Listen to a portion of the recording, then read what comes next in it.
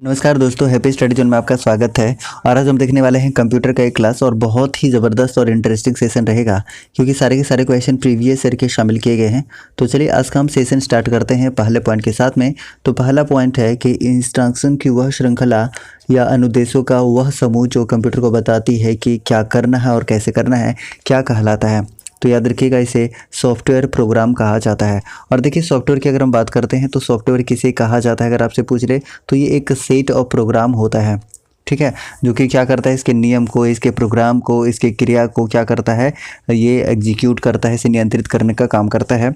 और कंप्यूटर के जितना भी हार्डवेयर है उसके बीच में समन्वय स्थापित करने का कार्य करता है। आप ऐसे समझ सकते हैं।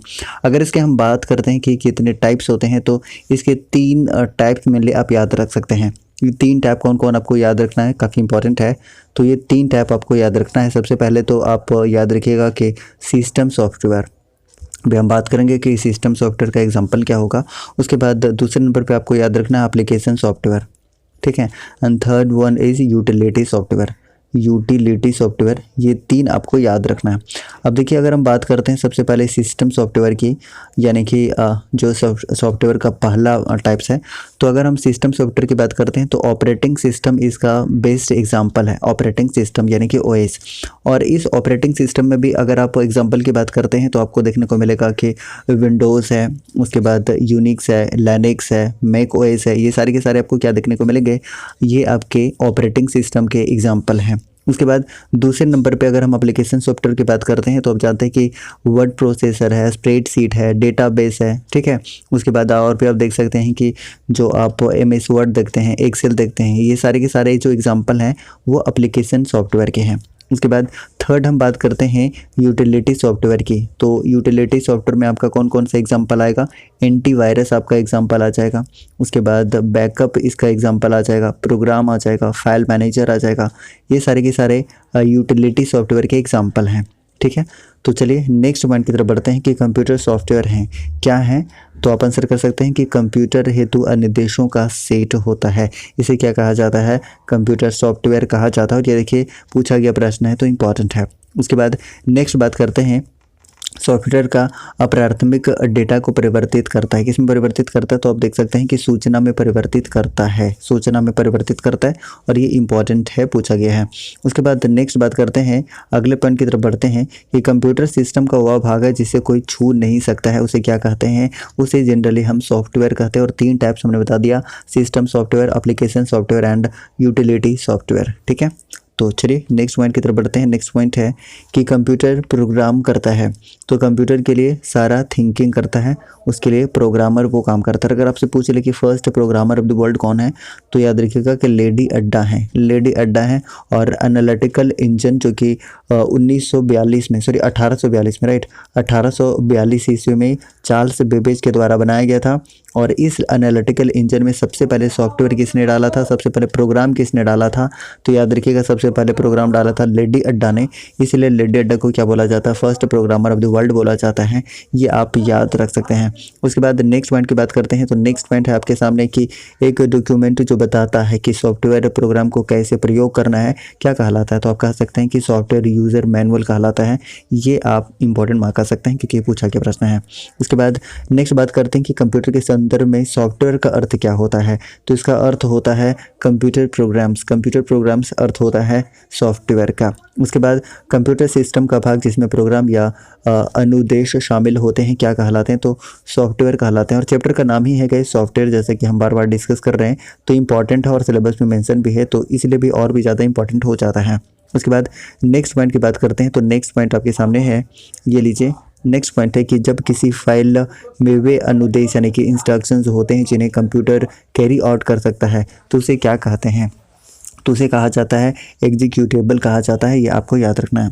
उसके बाद अगले पॉइंट की बात करते हैं। तो अगला पॉइंट आपके सामने ये रहा। और अगला पॉइंट है कि किसी कमांड को कैरी आउट यानी कि पूरा करने का प्रोसेस क्या कहलाता है, तो एग्जीक्यूटिंग कहलाता है, एग्जीक्यूटिंग, वही बात है। उसके बाद नेक्स्ट बात करते हैं। नेक्स्ट पॉइंट आपके सामने है कि मुख्यतः बिहाइंड द सीन डिटेल्स का ध्यान रखता है और हार्डवेयर को मैनेज करता है। कौन करता है, तो आप कह सकते हैं कि ऑपरेटिंग सिस्टम करता है। ये भी इंपॉर्टेंट पॉइंट है। उसके बाद नेक्स्ट पॉइंट की तरफ बात करते हैं तो कंप्यूटर प्रोग्राम का एक सेट जो कंप्यूटर हार्डवेयर को नियंत्रित करता है तथा एप्लीकेशन प्रोग्राम और प्रयोक्ता के साथ इंटरफेस के रूप में कार्य करता है, क्या कहलाता है? तो ऑपरेटिंग सिस्टम कहलाता है। और ऑपरेटिंग सिस्टम किसका पार्ट है? तो हमने बताया कि ये सिस्टम सॉफ्टवेयर का पार्ट है। एक बार मैं दोबारा याद दिला दूँ आपको कि जो सॉफ्टवेयर है आपको 3 कैटेगरी में इसको बांटना है। 3 कैटेगरी कौन कौन सा होगा? तो सबसे पहले हम सिस्टम सॉफ्टवेयर की बात कर रहे हैं जिसमें ऑपरेटिंग सिस्टम आपका आ जाएगा। उसके बाद और नेक्स्ट हम बात करते हैं तो आपके पास एप्लीकेशन सॉफ्टवेयर हो जाएगा जिसमें MS Word, Excel, word processor, spreadsheet, database, accounting वगैरह वगैरह, पेज मेकर, कॉरल ड्रॉ वगैरह वगैरह आ जाएगा। उसके बाद अगर हम बात करते हैं यूटिलिटी सॉफ्टवेयर की तो इसमें एग्जांपल आ जाएगा एंटीवायरस हो जाएगा, बैकअप हो जाएगा, प्रोग्राम हो जाएगा, फाइल मैनेजर हो जाएगा, एक्सेट्रा। ठीक है, याद रखिएगा। चलिए नेक्स्ट पॉइंट की तरफ बढ़ते हैं और नेक्स्ट पॉइंट है आपके सामने कि एक प्रकार का सॉफ्टवेयर जो कंप्यूटर के इंटरनल ऑपरेशंस तथा कंप्यूटर के सभी पार्ट्स के कामों को कंट्रोल करता है, क्या कहलाता है? तो उसे कहा जाता है operating system software. Operating system software important है, आरबीआई में पूछा गया प्रश्न है। उसके बाद नेक्स्ट पॉइंट है कि वह सॉफ्टवेयर जो उस तरीके को नियंत्रित करता है जिससे कंप्यूटर सिस्टम काम करता है और ऐसे साधन उपलब्ध कराता है जिसके द्वारा प्रयोक्ता कंप्यूटर के साथ इंटरकनेक्ट कर सकता है, क्या कहलाता है? तो इसे कहा जाता है ऑपरेटिंग सिस्टम। यानी कि ऑपरेटिंग सिस्टम को ही घुमा फिरा के अलग अलग तरीके से अलग अलग एग्जामिनेशन में पूछा गया है। उसके बाद नेक्स्ट बात करते हैं कि एक कंप्यूटर विशेषज्ञ जो सॉफ्टवेयर तैयार करता है और उनकी जांच करता है, क्या कहलाता है? तो उसे बोला जाता है प्रोग्रामर बोला जाता है। First programmer of the world हमने बताया था कि लेडी अड्डा जो कि किसकी शिष्या थी, तो ये चार्ल्स बेबेज जो कि फादर ऑफ कंप्यूटर जाने जाते हैं। नेक्स्ट बात करते हैं कि कंप्यूटर को संचालित करने में प्रयुक्त डेटा या सूचना कहलाता है, क्या कहलाता है? देखिए सॉफ्टवेयर भी अलग अलग तरीके से क्वेश्चन को फ्रेम किया जाता है। उसके बाद नेक्स्ट पॉइंट की तो बात करते हैं तो किसी निर्धारित कार्य को पूरा करने के लिए तैयार सॉफ्टवेयर कहलाता है, तो क्या कहलाता है? ये प्रोग्राम कहलाता है। That's important thing. उसके बाद नेक्स्ट बात करते हैं कि हार्डवेयर क्या है? तो एक कंप्यूटर का भौतिक भाग होता है जिसे हम क्या कर सकते हैं, जिसे हम टच कर सकते हैं, जिसे हम छू सकते हैं। उसके बाद नेक्स्ट पॉइंट की बात करते हैं कि किसी कार्य के निष्पादन के लिए तैयार रेडी टू रन प्रोग्राम जिसमें किसी परिवर्तन की ज़रूरत नहीं होती है, क्या कहलाता है? तो उसे कहा जाता है एग्जीक्यूटेबल प्रोग्राम कहा जाता है। उसके बाद नेक्स्ट बात करते हैं तो वास्तविक और भौतिक कंप्यूटर उपकरण जिन्हें देखा और छुआ जा सकता है, क्या कहलाता है? तो उसे हार्डवेयर कहते हैं, लेकिन जिसे हम नहीं छू सकते हैं उसे सॉफ्टवेयर कहते हैं। उसके बाद नेक्स्ट बात करते हैं सिस्टम सॉफ्टवेयर क्या होता है? तो कंप्यूटर के इंटरनल रिसोर्सेज का नियंत्रण और समन्वय करना इसका काम होता है। उसके बाद नेक्स्ट पॉइंट की बात करते हैं विंडोज़ उदाहरण है, तो हमने बताया था कि विंडोज़ किसका उदाहरण है? तो ऑपरेटिंग सिस्टम सॉफ्टवेयर का उदाहरण है। और ऑपरेटिंग सिस्टम किसके अंतर्गत आता है? तो आप कह सकते हैं कि सिस्टम सॉफ्टवेयर के अंतर्गत आता है। और हमने बताया था कि और भी एग्जाम्पल आप क्या याद रख सकते हैं ऑपरेटिंग सिस्टम से? तो विंडोज़ याद रख सकते हैं, यूनिक्स है, लाइनेक्स है, उसके बाद मैक ओएस भी किसका एग्जाम्पल है? तो ये ऑपरेटिंग सिस्टम का एग्जाम्पल है जो कि सिस्टम सॉफ्टवेयर का पार्ट है। ठीक है, चलिए अगले पॉइंट की तरफ बढ़ते हैं। अगला पॉइंट है आपके सामने कि ओपन सोर्स ऑपरेटिंग सिस्टम है, क्या है? तो ये लिनक्स है और एंड्रॉयड है, ये आप देख सकते हैं, इंपॉर्टेंट पूछा गया है। उसके बाद नेक्स्ट बात करते हैं कि लिनक्स क्या है? तो लिनक्स एक ऑपरेटिंग सिस्टम का नाम है, जैसा कि हम बार बार डिस्कस कर रहे हैं। उसके बाद नेक्स्ट पॉइंट की बात करते हैं कि 2 या अधिक प्रोग्राम के एक साथ प्रोसेसिंग की क्रिया या प्रक्रिया क्या कहलाती है? तो इसे कहा जाता है मल्टी प्रोसेसिंग कहा जाता है। उसके बाद नेक्स्ट बात करते हैं कि जब बड़े मेल ऑर्डर वाली कंपनी ऑर्डर एकत्रित करती है और एक बड़े सेट में उन्हें प्रोसेस करती है तो यह प्रक्रिया का क्या कहलाती है? तो यह प्रक्रिया कहलाती है बैच प्रोसेसिंग कहलाती है। उसके बाद नेक्स्ट पॉइंट है आपके सामने कि एक ही प्रोसेसर का प्रयोग करते हुए एक ही कंप्यूटर सिस्टम में एक साथ 2 या अधिक प्रोग्राम को चलाने यानी कि एग्जीक्यूट की ऑपरेटिंग सिस्टम की क्षमता क्या कहलाती है? तो ये कहलाती है मल्टी प्रोग्रामिंग। नेक्स्ट है ऑपरेटिंग सिस्टम की उस क्षमता को क्या कहते हैं जिसमें कई प्रोसेसर सीपीयू का प्रयोग करते हुए एक ही कंप्यूटर सिस्टम में एक साथ 2 या अधिक इंस्ट्रक्शंस या प्रोग्राम एग्जीक्यूट किए जाते हैं, उसे कहा जाता है मल्टी प्रोसेसिंग कहा जाता है। मल्टी प्रोसेसिंग कहा जाता है, दैट्स इंपॉर्टेंट थिंग और कई एग्जाम में पूछा गया है। उसके बाद नेक्स्ट बात करते हैं कि एक समय में एक से अधिक एप्लीकेशन चलाने की ऑपरेटिंग सिस्टम की क्षमता को कहते हैं, उसे क्या कहा जाता है? तो उसे कहा जाता है मल्टीटास्किंग कहा जाता है। अगर हम एक साथ क्या कर रहे हैं, ऑपरेटिंग कर रहे हैं या चला रहे हैं एप्लीकेशन को। ठीक है, उसके बाद नेक्स्ट पॉइंट की बात करते हैं तो नेक्स्ट पॉइंट है कि डाटा सोर्स से डॉक्यूमेंट को कलेक्ट किया जाता है, उन्हें ग्रुप्स में रखा जाता है। फिर कंप्यूटर में इनपुट किया जाता है तथा एक प्रकार के सभी कार्यों को एक साथ प्रोसेस किया जाता है। किसमें? तो याद रखिएगा कि बैच प्रोसेसिंग मेथड में। That's important thing. उसके बाद नेक्स्ट बात करते हैं अगले पॉइंट की कि कंप्यूटर शब्दावली में डोस का अर्थ क्या होता है, यानी कि डोस का फुल फॉर्म क्या होता है। तो इसको फुल फॉर्म की बात करते हैं तो डिस्क ऑपरेटिंग सिस्टम इसका फुल फॉर्म होता है। उसके बाद नेक्स्ट पॉइंट है कि कौन सा ऑपरेटिंग सिस्टम डिवाइस से पूर्णतः स्वतः पूर्ण है और रोम में रहता है। तो ये एम्बेडेड ऑपरेटिंग सिस्टम आपको याद रखना है। और रोम के बारे में हमने क्या बताया था, आपको याद रखना कि रोम जो होता है ये नॉन वोलेटाइल मेमोरी है, यानी कि जैसे ही विद्युत का जो सप्लाई है वो बंद हो जाता है तो बंद होने के बाद भी इसका जो डेटा है वो बना रहता है, और जो डेटा ख़त्म हो जाता है, जो नष्ट हो जाता है, उसे वोलेटाइल मेमोरी कहते हैं। जैसे रैम यानी कि रैंडम एक्सेस मेमोरी जो है ये क्या है, तो वोलेटाइल मेमोरी है। उसके बाद रोम के टाइप भी हमने बताया था, आपको याद होगा कि हमने पी रोम और उसके बाद ई रोम और ई पी रोम भी हमने बताया था, जिसमें पी के बारे में हमने बताया था कि प्रोग्रामेबल रीड ऑनली मेमोरी, उसके बाद erasable programmable read only memory, उसके बाद electrically erasable programmable read only memory. ये सारे का सारा क्या होता है, इसका फुल फॉर्म होता है। तो चलिए अगले पॉइंट की तरफ बढ़ते हैं और अगला पॉइंट है आपके सामने कि डिस्क प्रचालन तंत्र यानी कि डिस्क ऑपरेटिंग सिस्टम का एक कमांड है, फॉर्मेट का, ठीक है। चलिए उसके बाद नेक्स्ट बात करते हैं कि स्वचालित संसाधनों में विशाल लेन देन को प्रोसेस किया जाता है। किससे किया जाता है, तो बैच प्रोसेसिंग से किया जाता है। उसके बाद नेक्स्ट पॉइंट है कि जब एक कंप्यूटर में 2 प्रोसेसर लगाए जाते हैं तो उसे क्या कहा जाता है, तो उसे कहा जाता है पैरेलल प्रोसेसिंग कहा जाता है। नेक्स्ट पॉइंट की तरफ हम बढ़ते हैं और अगला पॉइंट है कि इसका प्रयोग अत्यधिक बड़ी फाइलों के लिए जहां फास्ट रिस्पॉन्स टाइम अधिक महत्वपूर्ण नहीं होता है वहाँ किया जाता है, तथा डाटा को एक अवधि के दौरान एकत्रित कर बैच के रूप में प्रोसेस किया जाता है। तो देखिए बैच प्रोसेसिंग से कितने अलग अलग टाइप से क्वेश्चन फ्रेम किया हुआ है, तो इम्पॉर्टेंट है। उसके बाद नेक्स्ट पॉइंट की बात करते हैं कि वह कंप्यूटर प्रोग्राम जो एक बार में एक प्रोग्राम अनुदेश को मशीन भाषा में अनुवादित करता है क्या कहलाता है, तो उसे कहा जाता है इंटरप्रेटर कहा जाता है। ये वेरी वेरी वेरी इंपॉर्टेंट है, मार्क कर सकते हैं और ये बहुत ही महत्वपूर्ण है, ये क्वेश्चन आपको देखने को मिल सकता है। कंपाइलर क्या है, इंटरप्रेटर के बारे में तो आप समझ गए कि वह प्रोग्राम जो एक बार में प्रोग्राम को क्या करता है, अनुदेश को मशीन भाषा में अनुवादित करता है, उसे इंटरप्रेटर कहते हैं। लेकिन कंपाइलर किसे कहते हैं, तो याद रखिएगा कि एक ऐसा प्रोग्राम जो उच्च स्तरीय भाषा में लिखित प्रोग्राम को मशीनी भाषा में परिवर्तित करता है। That's a very very important point, इसको भी आप क्या कर सकते हैं, इसको आप इंपॉर्टेंट मार्क कर सकते हैं। उसके बाद नेक्स्ट पॉइंट की बात करते हैं कि कौन सा ट्रांसलेटर प्रोग्राम सभी स्टेटमेंट को एक सिंगल बैच में कन्वर्ट करता है और इंस्ट्रक्शंस के रिजल्ट कलेक्शन को एक नई फाइल बनाता है, उसे कहा जाता है कंपाइलर कहा जाता है। That's a very important question, क्योंकि SBI PO 2008 में पूछा गया प्रश्न है।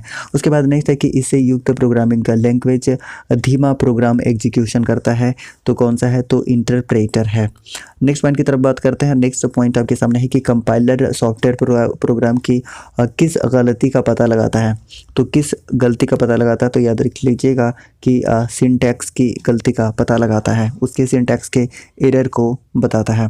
उसके बाद नेक्स्ट पॉइंट की बात करते हैं कि असेंबलर का क्या कार्य है, तो असेंबलर का कार्य है कि असेंबली भाषा को मशीनी भाषा में परिवर्तित करना, और ये भी इंपॉर्टेंट पॉइंट है, पूछा जा सकता है। उसके बाद नेक्स्ट पॉइंट है कि कंपाइलर और ट्रांसलेटर है, दोनों क्या है, तो सिस्टम सॉफ्टवेयर है, ये आप समझ सकते हैं, सिस्टम सॉफ्टवेयर के पार्ट हैं।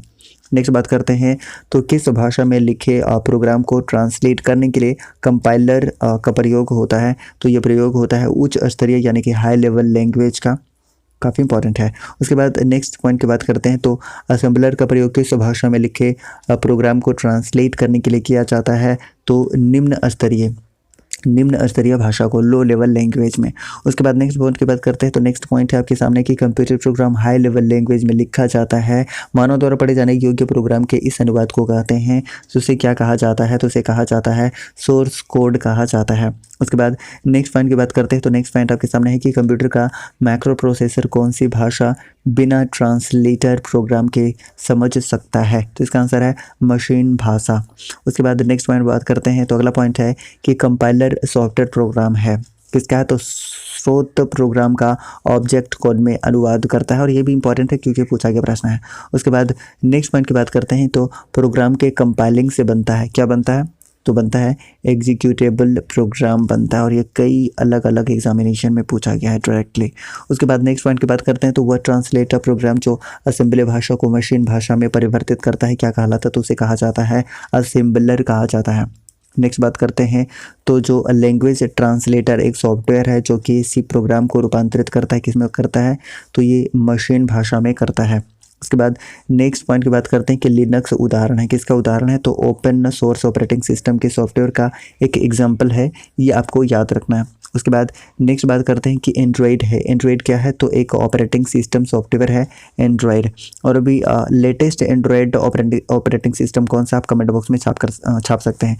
उसके बाद यूनिक्स की बात करते हैं तो यूनिक्स क्या है, तो एक बहु उपयोगकर्ता टाइम शेयरिंग का क्या है, ऑपरेटिंग सिस्टम है, ये याद रखना है। और देखिए ये कई एग्जाम में पूछा गया है, यानी कि एसएससी सीजीएल 2013 और 16 में पूछा गया प्रश्न है। उसके बाद नेक्स्ट पॉइंट की बात करते हैं तो विंडोज़ एनटी है, तो ये क्या है, तो एक multi user multi processing operating system है, ये आप देख सकते हैं। उसके बाद अगले पॉइंट की बात करते हैं तो न्यूमेरिकल एंड स्टैटिस्टिकल कैलकुलेशन के लिए सर्वाधिक उपयुक्त एप्लीकेशन सॉफ्टवेयर कौन सा है, तो ये है स्प्रेडशीट। ठीक, चलिए अगले पॉइंट की तरफ बढ़ते हैं। अगला पॉइंट आपके सामने है कि डोस एक प्रयुक्त वर्ड प्रोसेसर है जिसका प्रयोग प्रोग्राम या अनुदेशों को लिखने के लिए होता है, उसे क्या कहते हैं, तो उसे वर्ड पैड कहा जाता है। उसके बाद नेक्स्ट पॉइंट की बात करते हैं तो कैड का क्या तात्पर्य है। कैड के बारे में हमने बताया कि कंप्यूटर एडेड डिज़ाइन क्या होता है, कैड का फुल फॉर्म होता है। उसके बाद नेक्स्ट पॉइंट की बात करते हैं कि सॉफ्टवेयर माइक्रोसॉफ्ट ऑफिस क्या है, तो एक एप्लीकेशन सॉफ्टवेयर है। चलिए एक बार मैं दोबारा आपको याद दिला दूं कि जो सॉफ्टवेयर है वो कितने पार्ट में बटा हुआ है, तो 3 पार्ट में आप बांट सकते हैं। एक तो आप सिस्टम सॉफ्टवेयर जिसमें आपका ऑपरेटिंग सिस्टम एग्जांपल आ जाता है, जैसे Windows, Unix, Linux and Mac OS, हमने इसका एग्जांपल बताया था। उसके बाद दूसरा हमने बताया था एप्लीकेशन सॉफ्टवेयर जिसमें word processor, spreadsheet, database, accounting, PageMaker, Corel Draw वगैरह वगैरह, ये सारे एग्जांपल हैं एप्लीकेशन सॉफ्टवेयर के।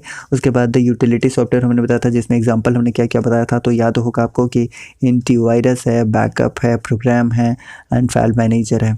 ये सारे के सारे एग्जांपल हैं किसके, यूटिलिटी सॉफ्टवेयर के। इन सारी चीज़ों को याद रख सकते हैं।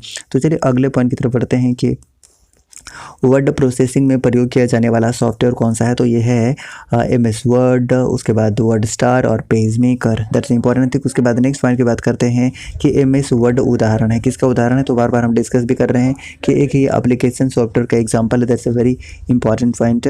उसके बाद नेक्स्ट पॉइंट की बात करते हैं तो सॉफ्टवेयर टूल्स जो प्रयोक्ता को विशिष्ट प्रयोजन के लिए कंप्यूटर से इंटरएक्ट कर देते हैं क्या कहलाते हैं, इंटरकनेक्ट कर देते हैं, उसे क्या कहते हैं बता दीजिए। तो इसका सही आंसर हो जाएगा एप्लीकेशन सॉफ्टवेयर। नेक्स्ट पॉइंट की बात करते हैं तो अगला पॉइंट आपके सामने है कि एप्लीकेशन प्रोग्राम की फाइलों में प्रयोग होने वाला एक्सटेंशन कौन सा होता है, तो याद रखिएगा बहुत ही इंपॉर्टेंट है, EXE। नेक्स्ट पॉइंट की बात करते हैं तो उस सॉफ्टवेयर टूल्स को क्या कहते हैं जिनकी सहायता से कोई व्यक्ति विशिष्ट कार्य के लिए कंप्यूटर का प्रयोग करता है, उसे कहा जाता है एप्लीकेशन सॉफ्टवेयर कहा जाता है। उसके बाद नेक्स्ट पॉइंट की बात करते हैं तो वर्ड प्रोसेसिंग, स्प्रेडशीट और photo editing in example of किसका एग्जांपल है, तो ये एग्जांपल है एप्लीकेशन सॉफ्टवेयर का, ये आप याद रख सकते हैं। उसके बाद नेक्स्ट पॉइंट है कि वह प्रोग्राम जो रो या कॉलम में अरेंज किए गए डेटा को क्रिएट, मैनिपुलेट और एनालाइज करने में मदद करता है, उसे क्या कहते हैं, तो उसे स्प्रेडशीट कहा जाता है। उसके बाद नेक्स्ट पॉइंट की बात करते हैं तो नेक्स्ट पॉइंट है कि किस क्षेत्र में स्प्रेडशीट सॉफ्टवेयर का सर्वाधिक उपयोग होता है, तो आपको याद रखना है कि सांख्यिकी विश्लेषण में इसका उपयोग होता है। उसके बाद नेक्स्ट पॉइंट की बात करते हैं तो एक कंप्यूटर प्रोग्राम जिससे कंप्यूटर का प्रयोग करना आसान हो जाता है क्या कहलाता है, तो उसे कहते हैं यूटिलिटी सॉफ्टवेयर कहते हैं। और यूटिलिटी सॉफ्टवेयर का हमने एग्जाम्पल बता दिया था आपको कि एंटीवायरस, उसके बाद बैकअप है ना, प्रोग्राम एंड फाइल मैनेजर, ये सारे के सारे यूटिलिटी प्रोग्राम के क्या हैं, एग्जाम्पल हैं, ये आपको याद रखना है। उसके बाद नेक्स्ट पॉइंट की बात करते हैं तो इस सॉफ्टवेयर से फाइल का साइज सिकुड़ जाता है तथा कम स्टोरेज स्पेस की आवश्यकता होती है, क्या कहलाता है, उसे कहा जाता है गाइस कंप्रेशन कहा जाता है, दैट्स इंपॉर्टेंट थिंग। उसके बाद नेक्स्ट पॉइंट की बात करते हैं तो कंप्यूटर डाटा की कॉपी किसी अन्य मेमोरी में सेव करना ताकि ओरिजिनल डेटा नष्ट हो जाने पर इसे रिस्टोर किया जा सके, क्या कहलाता है, तो कहलाता है बैकअप। ठीक है, आप जानते हैं बैकअप आपने कई बार किया भी होगा। उसके बाद बात करते हैं तो कंप्यूटर के क्षेत्र में DTP का अर्थ क्या होता है, तो इसका अर्थ होता है डेस्कटॉप पब्लिशिंग। उसके बाद नेक्स्ट बात करते हैं अगला पॉइंट आपके सामने कि एक यूटिलिटी सॉफ्टवेयर प्रोग्राम जो मेमोरी के अनावश्यक फ्रेगमेंट्स को पहचानता है और डिस्क स्पेस को पुनर्व्यवस्थित करता है ताकि ऑपरेशन इष्टतम ढंग से हो सके, क्या कहलाता है। तो इसका आंसर क्या हो जाएगा, इसका आंसर होगा डिस्क डिफ्रैगमेंटर। उसके बाद नेक्स्ट पॉइंट की बात करते हैं तो अगला पॉइंट है कि फाइलों को कम मेमोरी स्पेस में स्टोर करने के लिए प्रयुक्त यूटिलिटी प्रोग्राम कौन सा होता है, तो ये होता है फाइल कंप्रेशन। नेक्स्ट पॉइंट की बात करते हैं, अगला पॉइंट आपके सामने कि कई प्रकार के एप्लीकेशंस की प्रमुख विशेषताओं को कंबाइन करने वाले सिंगल एप्लीकेशन को क्या कहा जाता है, तो इसे कहा जाता है इंटीग्रेटेड सॉफ्टवेयर। इंपॉर्टेंट है और पूछा गया प्रश्न है तो काफ़ी इंपॉर्टेंट है। उसके बाद नेक्स्ट पॉइंट की बात करते हैं, कंप्यूटर प्रोग्राम की गलतियाँ यानी कि एरर्स को क्या कहा जाता है, तो इसे कहा जाता है बग्स। और सारे के सारे प्रीवियस ईयर में पूछे गए प्रश्न हैं तो निश्चित रूप से सारे के सारे इंपॉर्टेंट ही हैं। उसके बाद नेक्स्ट बात करते हैं कि किसी सॉफ्टवेयर प्रोग्राम की कार्यप्रणाली की जांच करने तथा उसमें विद्यमान गलती यानी कि एरर्स को ढूंढकर उसे ठीक करने की प्रक्रिया क्या कहलाती है, तो ये कहलाती है डीबगिंग कहलाती है, ये आपको याद रखना है। उसके बाद नेक्स्ट पॉइंट की बात करते हैं तो अगला पॉइंट है आपके सामने कि मुफ्त में प्रयोग किया जा सकने वाला कॉपीराइट सॉफ्टवेयर कहलाता है, क्या कहलाता है, तो उसे कहा जाता है फ्रीवेयर कहा जाता है। नेक्स्ट पॉइंट की बात करते हैं तो संबद्ध सॉफ्टवेयर पॉकेट के बंडल जो एक साथ बेचे जाते हैं क्या कहलाते हैं, तो उसे कहा जाता है सॉफ्टवेयर सूट्स कहा जाता है। That's important thing. उसके बाद नेक्स्ट पॉइंट बात करते हैं तो एम्बेडेड ऑपरेटिंग सिस्टम सामान्यतः पाया जाता है, किस में पाया जाता है, तो याद रख लीजिएगा पर्सनल डिजिटल असिस्टेंट में पाया जाता है। नेक्स्ट पॉइंट की बात करते हैं कि सोर्स कोड को ऑब्जेक्ट कोड में परिवर्तित कौन करता है, तो ये कंपाइलर करता है। अगला पॉइंट आपके सामने कि टेस्ट आधारित डॉक्यूमेंट तैयार करने वाला सॉफ्टवेयर क्या कहलाता है, तो वर्ड प्रोसेसर कहलाता है, ये आप याद रख सकते हैं। नेक्स्ट पॉइंट आपके सामने कि वह सॉफ्टवेयर जिसमें कोई फाइल मेमोरी में कम स्थान लेती है तथा उसे इंटरनेट पर तीव्र गति से ट्रांसफ़र किया जा सकता है, क्या कहलाता है, तो उसे कहा जाता है कंप्रेशन सॉफ्टवेयर कहा जाता है। और गैस इतना मेहनत किया जा रहा है आपके लिए, एक एक लाइक ईमानदारी से सभी लोग एक एक लाइक कर दीजिएगा और जिस भी एजुकेशनल ग्रुप में आप शेयर कर सकते हैं एक शेयर कर दीजिएगा। और अगर आप चैनल पर अभी तक नए हैं और अभी तक आपने सब्सक्राइब नहीं किया है और आप डेली वीडियो देखते हैं तो आप अब सब्सक्राइब कर दीजिए और बेल आइकन को प्रेस कर दीजिएगा ताकि आपको डेली जो नोटिफिकेशन है ना, आप देखिए सुबह का वीडियो जो सुबह झारखंड स्पेशल ऐप चल रहा है उसका नोटिफिकेशन मिल जाना चाहिए। उसके बाद फिर आपका शाम का नोटिफिकेशन मिलना चाहिए, कंप्यूटर का नोटिफिकेशन मिलना चाहिए, रैंडम किसी टॉपिक पर वीडियो डाल दिया जाता है उसका नोटिफिकेशन मिलना चाहिए। तो आप फटाफट से सब्सक्राइब कर लीजिएगा, ठीक है। चलिए अगले पॉइंट की तरफ बढ़ते हैं। अगला पॉइंट आपके सामने है कि जब हार्ड डिस्क पर कई फाइलें सेव और डिलीट की जाती है तो उसमें कई स्टैंडर्ड क्षेत्र बन जाते हैं जो मेमोरी की दक्षता को प्रभावित करते हैं, क्या कहलाते हैं, तो उसे कहा जाता है, क्या कहा जाता है बता दीजिए, तो उसे कहा जाता है फ्रेगमेंटेशन कहा जाता है। उसके बाद अगले पॉइंट की तरफ बढ़ते हैं कि फर्मवेयर से तात्पर्य है, क्या तात्पर्य है, तो याद रखिएगा कि अनुदेशों का समूह जो कंप्यूटर के रोम में निर्माण के समय ही स्टोर कर दिया जाता है, ठीक है। नेक्स्ट पॉइंट की बात करते हैं कि एक सॉफ्टवेयर प्रोग्राम जो उच्च स्तरीय भाषा में लिखे प्रोग्राम को स्वीकार करता है और ऑब्जेक्ट प्रोग्राम उत्पन्न करता है उसे क्या कहते हैं, तो उसे कंपाइलर कहा जाता है। यानी कि इसी क्वेश्चन को अलग अलग टाइप से अलग अलग तरीके से फ्रेम किया है तो आप समझ सकते हैं। और गाइज़ आप लाइक करते चले जाइएगा, मुझे बोलना पड़ता है गाइज़, अगर मैं ना बोलूं तो एक भी शायद 0 लाइक रहे, इसलिए मुझे बोलना पड़ता है।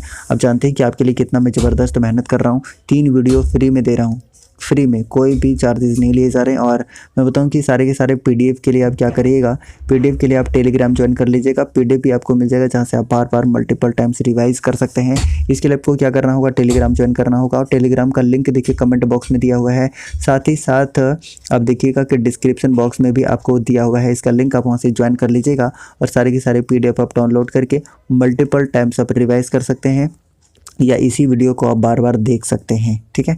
तो चलिए अगले पॉइंट की तरफ आप बात करते हैं कि किस प्रकार का सॉफ्टवेयर मुफ्त वितरित होता है लेकिन कुछ समय बाद प्रयोग जारी करने के लिए प्रयोक्ता कुछ रकम अदा करनी पड़ती है प्रयोक्ता द्वारा, तो इसका आंसर क्या हो जाएगा, बिल्कुल शेयरवेयर हो जाएगा, ये इंपॉर्टेंट है। उसके बाद नेक्स्ट बात करते हैं कि सॉफ्टवेयर और हार्डवेयर का एक मिश्रण है, उसे क्या कहा जाता है, उसे कहा जाता है फर्मवेयर, जो सॉफ्टवेयर और हार्डवेयर का मिश्रण होता है उसे फर्मवेयर कहा जाता है। ये इंपॉर्टेंट है। उसके बाद नेक्स्ट पॉइंट की बात करते हैं तो रोम में स्टोर किए गए सॉफ्टवेयर कहलाते हैं। तो क्या कहलाते हैं? जो रोम में स्टोर किए जाते हैं उसे फर्मवेयर कहा जाता है। उसके बाद नेक्स्ट पॉइंट की बात करते हैं कि ग्रुपवेयर क्या होता है? तो एक यूटिलिटी सॉफ्टवेयर होता है। नेक्स्ट पॉइंट की बात करते हैं तो अगला पॉइंट है कि उपयोगकर्ता यह कैसे निर्धारित कर सकता है कि कंप्यूटर पर कौन सा प्रोग्राम या ऑपरेटिंग सिस्टम उपलब्ध है? तो इसका आंसर होगा कि बूटिंग के दौरान प्रोग्राम की सूची देखकर। उसके बाद नेक्स्ट पॉइंट की बात करते हैं कि कंप्यूटर को रीस्टार्ट या स्टार्ट करने पर होता है, क्या होता है? तो उसे क्या कहा जाता है? तो booting. That is important thing. उसके बाद नेक्स्ट पॉइंट की बात करते हैं तो जब कंप्यूटर को ऑन किया जाता है और ऑपरेटिंग सिस्टम रैम में लोड हो रहा होता है तो वह प्रक्रिया क्या कहलाती है? तो वह प्रक्रिया जो कहलाती है बूटिंग कहलाती है। अगला पॉइंट आपके सामने है। अगला पॉइंट है कि ऐसे सॉफ्टवेयर प्रोग्राम जो इनपुट या आउटपुट उपकरणों को शेष कंप्यूटर प्रणाली के साथ संवाद की अनुमति देते हैं, क्या कहलाते हैं? तो ये कहलाते हैं drivers. That's a very important question. उसके बाद नेक्स्ट पॉइंट की बात करते हैं तो कंप्यूटर को बूट करने के लिए इसका प्रयोग होना आवश्यक है। किसका? तो ऑपरेटिंग सिस्टम का प्रयोग होना आवश्यक है। ये आपको याद रखना है। और गाइस देखिए, आपको मैं बिल्कुल भी टाइम वेस्ट नहीं करता बीच में, लेकिन मुझे सब्सक्राइब करने के लिए बोलना पड़ता है, क्योंकि समझ रहे हैं ना, आप इतना भी ना करें तो फिर मेरा वीडियो बनाने का कोई मतलब नहीं हो जाता है। कई लोग कहते हैं कि आप लाइक और सब्सक्राइब करने क्यों बोलते हैं? तो बताइए, मैं किसी तरीके से तो आपसे पेमेंट ले नहीं रहा हूँ। मेरा मेहनत लग रहा है? नहीं लग रहा है, बिल्कुल लग रहा है। मेरे इंटरनेट का चार्जेस लग रहा है, नहीं लग रहा? बताइए, इसके लिए मैं आपसे क्या कोई चार्ज मांग रहा हूँ क्या? नहीं ना। तो ये मेरे घर से लग रहे हैं गाइस। मैं टाइपिंग के लिए, कभी कभी टाइपिंग के लिए भी टाइपिस्ट को पैसे देता हूँ। इंटरनेट का पैसा, इंटरनेट कितना महंगा हो गया आप जानते हैं। इसके बावजूद भी सारे के सारे फ्री क्लासेस दे रहा हूँ। 3 से 4 घंटे की फ्री क्लासेस डेली मैं दे रहा हूँ, डेली। और आपको क्या बोला जाता है? सिर्फ इतना कह दिया जाता है कि सब्सक्राइब करिए, लाइक करिए। तो आप बिल्कुल गुस्सा हो जाते कि आपने क्या ही कह दिया, आप ये क्यों बोल दिए? मतलब बहुत बड़ा गुनाह हो गया जैसे, ऐसा हो जाता कुछ। तो आप समझिए कि इतना मेहनत किया जा रहा है निस्वार्थ भाव से, तो इतना बोलने का हक ज़रूर है। उसके बाद है कि रोम में अस्थायी रूप से सेव किया गया प्रोग्राम जो कंप्यूटर में इंस्ट्रक्शन को स्वयं में वो क्या कर देता है? एग्जीक्यूट करना शुरू कर देता है। क्या कहलाता है? तो बायोस कहलाता है, जिसका फुल फॉर्म क्या होता है? बेसिक इनपुट आउटपुट सिस्टम होता है। उसके बाद कंप्यूटर ऑन होता है तो बूटिंग की प्रक्रिया स्वतः होती है, उसे क्या कहा जाता है?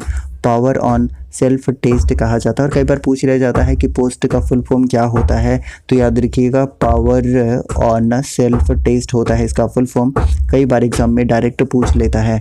उसके बाद नेक्स्ट पॉइंट की बात करते हैं तो अगला, कंप्यूटर पर स्थित किसी प्रोग्राम को हटाने यानी कि रिमूव के लिए कमांड है, तो कौन सा है? तो याद रखिएगा अनइंस्टॉल है, ये आपको याद रखना है। अब जानते हैं कई बार यूज़ भी किए होंगे। उसके बाद नेक्स्ट बात करते हैं कि कंप्यूटर सिस्टम में बायोस का क्या अर्थ होता है, यानी कि इसका फुल फॉर्म क्या होता है? तो अभी कुछ देर पहले ही हमने बताया था कि इसका फुल फॉर्म होता है बेसिक इनपुट आउटपुट सिस्टम, और ये पूछा गया क्वेश्चन है, बहुत ही इंपॉर्टेंट है। उसके बाद नेक्स्ट पॉइंट की बात करते हैं तो कंप्यूटर सिस्टम का वह भाग जो आवश्यक पेरिफेरल्स को मैनेज करता है, क्या कहलाता है? तो वह कहलाता है बायोस, यानी कि basic input output system. Next बात करते हैं तो पहले से ही ऑन कंप्यूटर को रीस्टार्ट करना क्या कहलाता है? तो उसे कहा जाता है वार्म बूटिंग कहा जाता है। उसके बाद नेक्स्ट बात करते हैं तो हमने पोस्ट का भी फुल फॉर्म बताया था, क्या होता है? Power on self test. Next point की बात करते हैं तो नेक्स्ट पॉइंट आपके सामने है कि जब आप कंप्यूटर बूट करते हैं तो क्या होता है? तो ऑपरेटिंग सिस्टम डिस्क से रैम में कॉपी किया जाता है। नेक्स्ट पॉइंट की बात करते हैं कि GIF का फुल फॉर्म क्या होता है? ये भी पूछा गया प्रश्न, इंपॉर्टेंट है। तो इसका फुल फॉर्म क्या होता है? ग्राफिकल इंटरचेंज फॉर्मेट होता है। ये इंपॉर्टेंट है, आप इंपॉर्टेंट मार्क कर सकते हैं। उसके बाद अगला पॉइंट है आपके सामने कि इसका प्रयोग स्क्रीन पर प्रदर्शित हुए चित्रों यानी कि आइकन के द्वारा कंप्यूटर सिस्टम को कमांड भेजने के लिए किया जाता है। उसे क्या कहते हैं? तो ग्राफिकल यूज़र इंटरफेस कहा जाता है। ये भी इंपॉर्टेंट प्रश्न है। उसके बाद नेक्स्ट पॉइंट की बात करते हैं तो जो अनुदेश आसानी से समझा जा सकता है उसे क्या कहते हैं? तो उसे कहा जाता है यूज़र फ्रेंडली कहा जाता है। इस तरीके से गाइस आज का सेशन हमने कर लिया है कंप्लीट। अगर आपको सेशन पसंद आया तो प्लीज़ लाइक कर लीजिएगा, और अगर आप चैनल पर नए हैं तो सब्सक्राइब कर लीजिएगा और बेल आइकन को प्रेस कर लीजिएगा। बहुत लोग बोलते हैं कि नोटिफिकेशन नहीं आता है, तो आप बेल आइकन को प्रेस ज़रूर कर लीजिएगा, ठीक है। और आपसे मैं एक क्वेश्चन पूछ लेता हूं जिसका आंसर आपको कमेंट बॉक्स में ज़रूर देना है, क्योंकि ये पूछा जा सकता है। आपको बताना है कि ASCII का फुल फॉर्म क्या होता है? ASCII AAI है ना, इसका फुल फॉर्म आपको कमेंट बॉक्स में टाइप करना है और सभी को करना है कि आस्की का फुल फॉर्म क्या होता है। सभी लोग कमेंट कर दीजिएगा और लाइक ज़रूर कर दीजिएगा। लाइक करना बिल्कुल भी आपको नहीं भूलना है और आपको सब्सक्राइब भी कर देना है। और मुझे बोलना पड़ता है गाइस। और मैं बता दूं कि टोटल 8 चैप्टर्स हमने कंप्लीट कर लिया है। 8 चैप्टर्स, तो आप समझ सकते हैं कि 8 चैप्टर हमने कंप्लीट कर लिया है।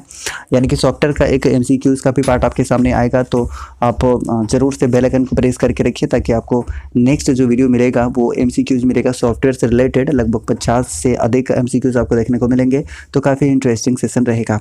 ठीक है गैस, कोई समस्या है तो आप कमेंट बॉक्स में पूछ सकते हैं। और अगर आप मेरे से कांटेक्ट करना चाहते हैं तो @HappyStudyZone आप सर्च कर सकते हैं टेलीग्राम में, या फिर आप सर्च कर सकते हैं कहाँ पर, आप इंस्टाग्राम में सर्च करके मेरे से कनेक्ट हो सकते हैं। ठीक है, तो चलिए मिलते हैं अगले क्लास में, तब तक के लिए लेते हैं विदा। जय हिंद।